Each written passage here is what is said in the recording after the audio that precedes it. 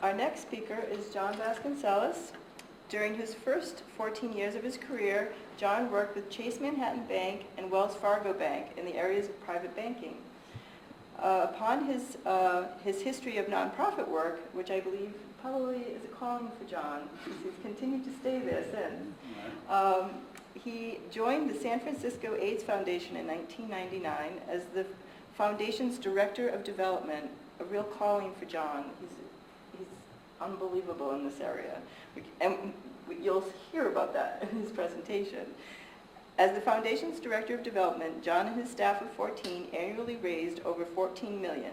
And then in 2003, John returned back to his hometown of New Bedford, and we're not more grateful because he's done a lot of amazing things here in the city, where he was assumed responsibility for development and communications at the coalition, doubling the size, and among other achievements, has secured precedent-setting oil spill prevention legislation for the coastal waters of Massachusetts.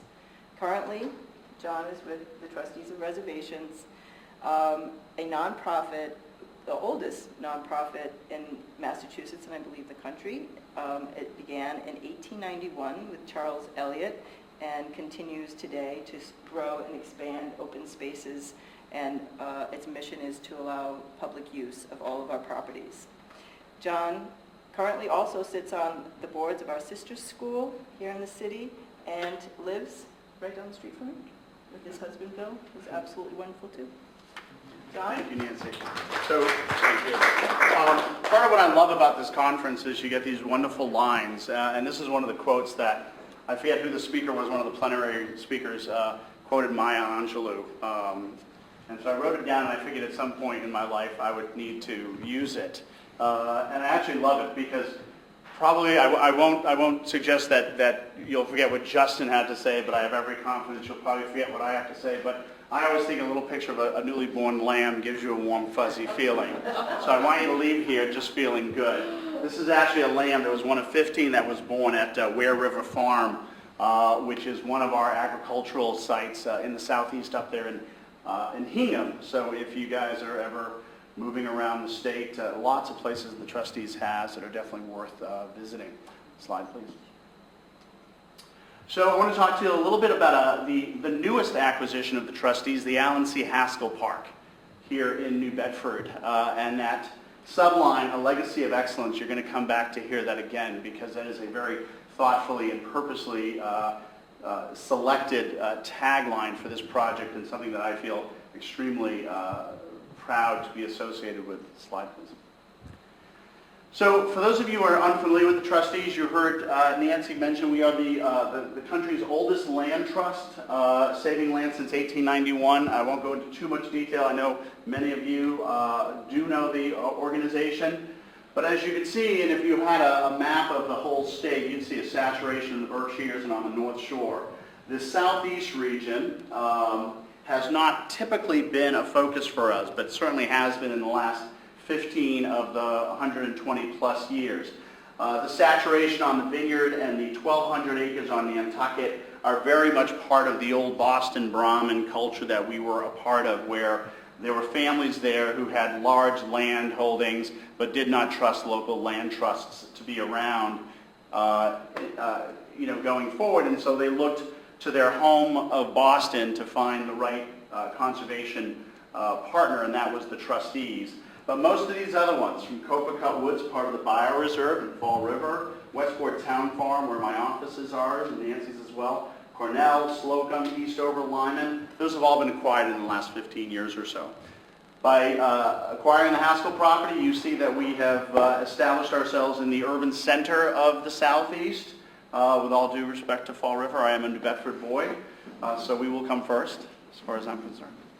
But that said, it's a real opportunity. I took this job on, the regional director for this region, about 2 years ago, and what really drew me, I love land conservation, but what really mattered to me was how you do that in a way that resonates to the community, how it matters to people. You can save all the acres you want, but unless it improves the quality of life, that doesn't speak to me, and that was really important. So, slide please. So I love that this is in here, since we have a former mayor in the room. I did not sneak that in the last 2 minutes. That's New Bedford City Hall, for those of you who don't know. I was in the job about 4 or 5 months, and there was a new mayor in office, and we were chatting about why it was I was doing the work I was doing at the Trustees. And I said, I want to save land that matters to communities. And about 2 weeks later, I get a call from the City Hall preservationist saying, you'll never believe which property came up on the market. Slide, please. The Allen Haskell Nursery. Now, who in the room has been on that property? So about half of you. So Allen Haskell passed away in late 2004 for the 40-so years of his life where he owned, along with his wife and then later on his partner, 6 acres in New Bedford, and had turned this into a world-class nursery, the likes of Bunny Mellon and Jackie Kennedy and Martha Stewart and Queen Beatrice of Belgium, all being steady customers. He was a personality to be reckoned with, but also someone who brought an excellence and a genius to his work that was quite extraordinary. And what I especially love about Alan's story is that he grew up in New Bedford. He grew up right on Chancery Street, about less than half a mile from the site of this nursery. And I hear the stories that as a 10-year-old, he would go over to the Hathaway farmhouse, which you'll see a picture of in a little bit, and tell them that someday he was going to own that, and he was going to make it someplace special. And he certainly did. And in the last year, about a year and 9 months that we have been involved with this property, it is amazing the folks who have come to us and have talked about what Alan meant to them as horticulturalists, as landscape designers, as people involved in the beautification of the land. Next slide, please.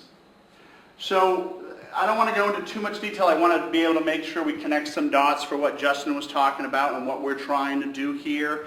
This is very different than the opportunities that Justin speaks of, because this is a very, very special place. Those of us who know urban areas, 6 acres in the footprint of a city that is not a brownfield, that is open and susceptible to development, is highly unusual. The challenge here, because Mrs. Haskell really needed to sell this on the open market in order to fund her retirement. Makes perfect sense. She and her husband had given a lot to that business. Ultimately, she needed to get back out of it what she needed to exist. And there was a serious possibility that it would be developed. I think at one point someone had estimated, slide please.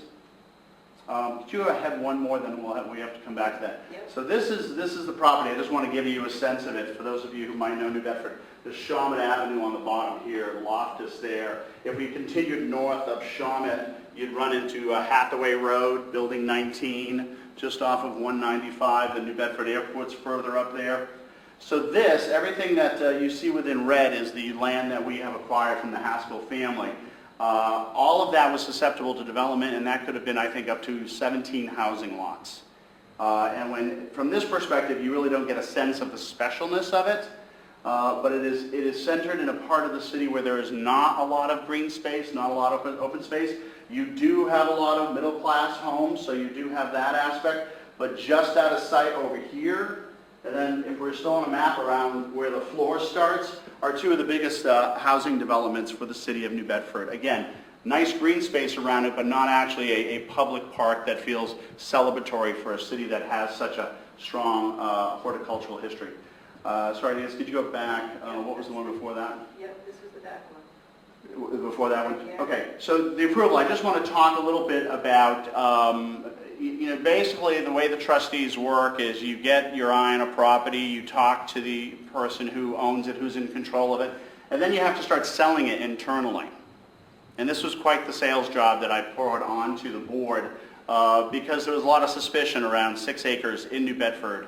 Not a lot of, we had no experience fundraising in this town, so we didn't really know whether we were possibly going to be able to do it. And the property wasn't so in need of help that what would it cost? Do we really have the expertise? How can we do this? But the combination of landscape grounds, historic buildings, open space, when I look at what the Trustees does throughout all of our properties, there was no other organization on the horizon that could even come close to it. Slide, please. So here, the deal, and again, we're back in spring of 2012, and this is one of my favorite pictures because you don't get to see, this poor tree is half dead now, these urns are long gone, these bulbs have not come back in a couple of years. But there's these wonderful photographs. Most of the photographs you do see are from the Haskell Nursery. So you will see a lot of contemporary ones and a couple of older ones, such as this one. But we've got 6 acres on 3 separate lots, a couple of historic residences, a 1790 house, probably one of the oldest homes in New Bedford, almost 30,000 square foot of greenhouse space. When we talk about urban agriculture, that's going to come into that as well. Formal gardens designed by Alan Haskell, and then open space, and we have a purchase and sale agreement with a purchase price of $788,000 to acquire those 6 acres. Slide, please. So basically, just to give you an orientation of what we are looking at here. Greenhouses, you see these big, and then these glass ones here. Over along here, you've got beautiful landscape grounds, and that's the historic house that we'll see a picture of in a little bit. And then you've got these planting beds and basically this big wide open space that was all done for nursery stock, as well as these 2 spots up here that Alan had used to replenish his supply of product. So part of what we will talk about, and to the question about how you determine what to use the space with, is the community dialogue that you begin, and we'll get to that in a little bit, like right now. So August 2012, I had started, when we first got wind of this property, I started sitting down with a whole host of folks. Because I'm a New Bedford boy and because I had done a lot of some community organizing and I had worked with the Buzzards Bay Coalition for several years, I knew a lot of the players in town, folks who would be interested in what was going on here. So it was really an amazing amount of fun to just sit down and talk with folks, both funders and social service organizations, about what we would be hoping to do here. So in August 2012, we all met back at City Hall, and we invited about 15 different organizations from around the area and posed the question to them about, if we save this, how could this help you and your organization do what it's attempting to do? And I got to tell you, it was so much fun and sort of mind-reeling, because you had folks who were saying, what you've got to do is preserve Alan's legacy, cast the thing in amber, and don't touch it. And then you've got folks saying, you have got a city with a high percentage of folks who are completely food insecure. If you don't figure out how this becomes part of the equation to raise food, urban agriculture, to help address the opportunities around local food production, then you are really missing a big opportunity. And that's just one sample of one of the extremes that we had when we engaged the community in these kind of conversations. Slide, please.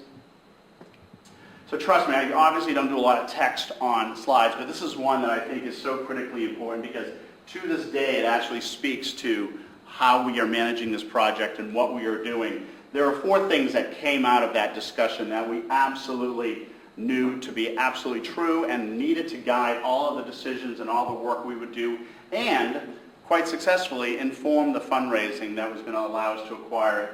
It's a unique landscape. And there's something so special about this place that if you've never been there, you cannot understand what I'm telling you. I remember the first time I took my husband there, his comments, and he grew up in Northern California, was, oh my God, I can't believe we're in New Bedford. And New Bedford has lots of beautiful areas, but these gardens, it feels as if you are somewhere in Europe or in the United Kingdom. You are really someplace else, and it's really quite special. Denise Porcher, some of you may know, who is the executive director of the Island Foundation, one of the very early proponents of this project for us, tells a great story of, as a young woman, as a young girl in the local, growing up in the local projects, sneaking onto this property and running back and saying, oh my God, I found paradise. You guys have to come. Because to be perfectly blunt, Alan did not run a nursery for most of the folks who lived in New Bedford. If you didn't know what was there, you weren't expected. Alan really had a very distinct eye on who he would sell to. And it wasn't just a money issue. He wanted to make sure people who he was working with are people going to respect what he was doing there and what his skills were. So he was a very challenging genius from that point. Which speaks to the legacy, which is what I mentioned earlier, that a New Bedford guy who achieved excellence in his field, never traveled abroad, never studied abroad. He was a homegrown boy. And I think particularly for those of us who have any interest in how we're raising the youth of New Bedford, this guy tells a very compelling story. That good enough is not adequate for the youth of this city. That you really can actually grow up in this city, become the best in your field, and still call New Bedford home. And I think that translates to every urban area, but again, as previously disclosed, I have a bias. Then, the trustees were critically important that we're not just saving land for land's sake, we're saving land to engage more people. The opportunity for this to become one of the most engaging properties for the trustees is an absolute given. And then what I really want to talk a little bit more about today with you is the community relevance. This has got to matter to the community. So many times we have seen initiatives not unlike this where if you build it, they will come. That doesn't happen. You have to ask them, what do you want to have built? And then they will come. So our adherence to community relevance, I hope, has been and I think will be an ongoing thread through the whole series of these discussions. Slide, please. So in fall, what we've come to realize that we were moving forward with the family. We were in a purchase and sale. Part of the contingency around that was to raise enough money to actually buy it. It is highly new. It's very different than when you're buying land conservation land versus buying your own residence. No one will sign a purchase and sale unless you can guarantee you've got the money. In land conservation, you guarantee you're going to try the hardest to come up with the money. And so thus begins the fall, and part of that is defining a program. What we knew this was going to be was a very spectacular public park. So really getting the gardens under control were going to be critically important. Slide, please. So we also came up with a budget at that time. What is the purchase price? There are transaction costs associated with that, capital improvements to get the buildings up to snuff and improve the gardens, and 3 years of operating. That's how the trustees operate, that if you can't raise the money to run this for 3 years without having to raise anything else, then you don't even get out of the starting gate. And then go back one more. Then $1 million endowment, which means that's going to kick off a few dollars every year, so every first day of the fiscal calendar you're not starting at zero. But if you do the math, let's say it's a 5% payout, that's $50,000 a year. That doesn't even come close to what this property is really going to demand, but it's at least some critical seed money. So the goal as of a year ago is to raise 2.6. Slide, please. So we started the funding, and I have to say we were very, very lucky. We get a couple of folks who were very excited about some aspect of it. There were people who were very excited about the fact that we were saving Allen's legacy, the fact that the trustees was finally putting their money and their shoe rubber where their mouth was with regards to committing to an urban project in a place that could really benefit from it. And I have to say, one of the really wonderful surprises, I shouldn't say surprise because the administration's been very supportive, was a $500,000 grant from the Gateway Cities Park program from the state for this, towards that acquisition of 788. So by fall or so, we had raised about $1 million. Slide, please. That's the halfway house, by the way. That's the old structure that is going to be refurbished very, very soon. But it gives you a sense of the beautiful structures that are on the property. So the initial deal was to close by the end of the calendar year, by December 2012. But my board basically said, okay, you've raised $1 million, you've covered your acquisition, but you're still nowhere near what you need to do. Tell the lovely family that, can you just give us a couple of more months? And needless to say, that can be a very frustrating part of the negotiation, to really hope that someone's going to stick with you because of what it is that you're trying to do. But I will say this, and I think I have the authority to say this because I was there when I got to speak with Mrs. Haskell about what we are doing here is really preserving the legacy that you and your husband created that really merits this. And you could tell something really changed for her. So the fundraising continues through January, February, March. We raised maybe another $500,000 or so, actually about $300,000. Slide, please. We actually came up with, this is one of the few slides that is not of this. This is Hidden Hollow at Heritage Park in Sandwich. So what we had come to realize is we really needed to start refining our program. This is this wonderful little area that they have carved out, which is a children's play area. Everything is made out of natural materials. There's nothing plastic. There's nothing mechanical. There's nothing with batteries or cords or screens or whatnot. But it has all these areas where much less prescribed play can occur. And what they have talked about is at Heritage is it has blown the doors off of their attendance from young families. So part of our program is to turn, I don't know if you remember those two back lots, that into a children's outdoor discovery area for that. Slide, please.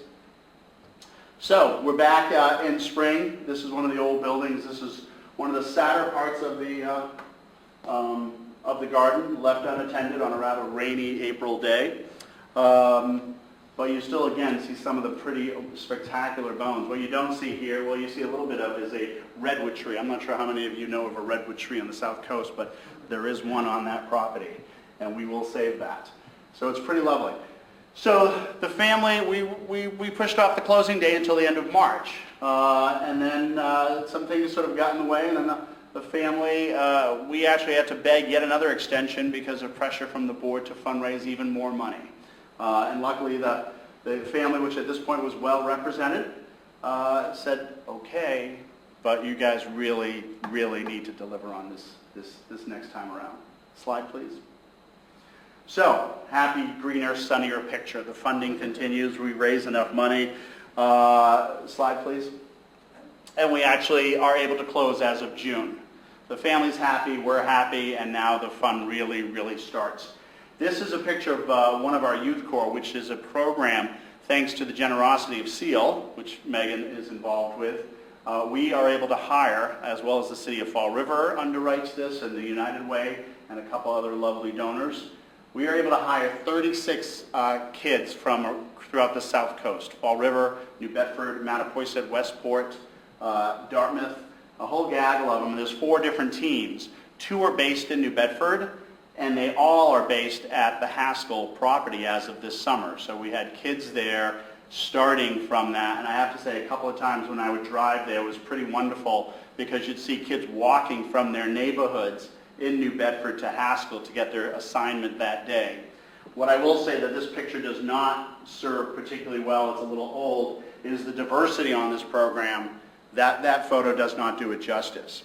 Because of the SEAL funding and the emphasis on hiring kids from New Bedford and Fall River, it is literally and figuratively a much more colorful assortment of kids, and has really, now we've done it 2 years in a row, this size youth corps, and we're really excited about growing it.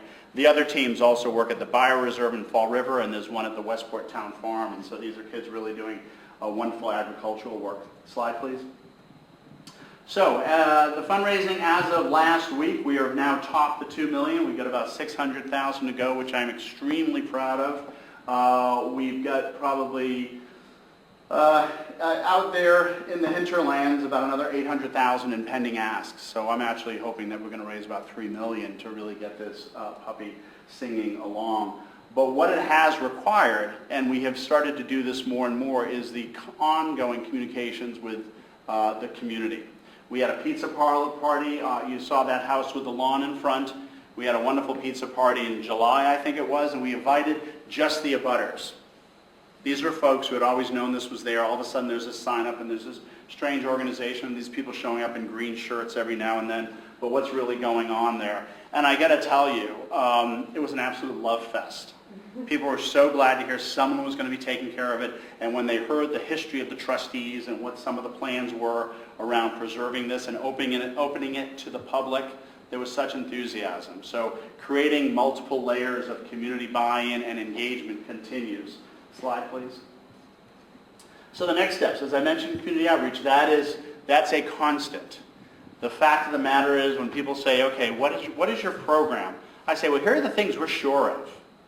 we're going to have a beautiful garden that is going to be wonderful for passive recreation for New Bedford and the visitor to New Bedford and people who can appreciate that level of horticulture. And it's going to be an opportunity for workshops. This winter we're going to start some very heavy pruning. There are major trees in there that need a lot of love, and we're going to start doing workshops. We'll invite 5 or 6 people to come and participate in a very intensive pruning workshop to learn those skills.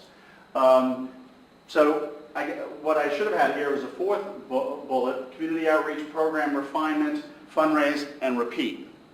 All these things are going to constantly get repeated throughout the process, because this will only become alive and stay alive as it's constantly changing and evolving and responding to what the community needs. One of the big challenges we have on the urban ag side, we have these wonderful greenhouses, we have all this great open space. We have a sense that this is, the gestalt these days around urban agriculture is pretty obvious, but there's so many different ways of going about doing that we're nowhere near going to start even planning for that until we have a broader discussion with the community about what can work. I live near Klasky Common, and I see the farmers market there shrinking year after year. Something's wrong with that picture, and we haven't spent the time to really understand what that is. Slide, please. So I'll leave you with another great quote. We love Moby Dick, we love Herman Melville. Here we are on the National Park, and I actually am very proud that by saving Haskell's, we are really going to put a check mark next to this line. While Haskell's did not exist when these lines were written, it certainly does resonate for me, because there is such a rich horticultural history in New Bedford. So thank you. I hope that was helpful and informative.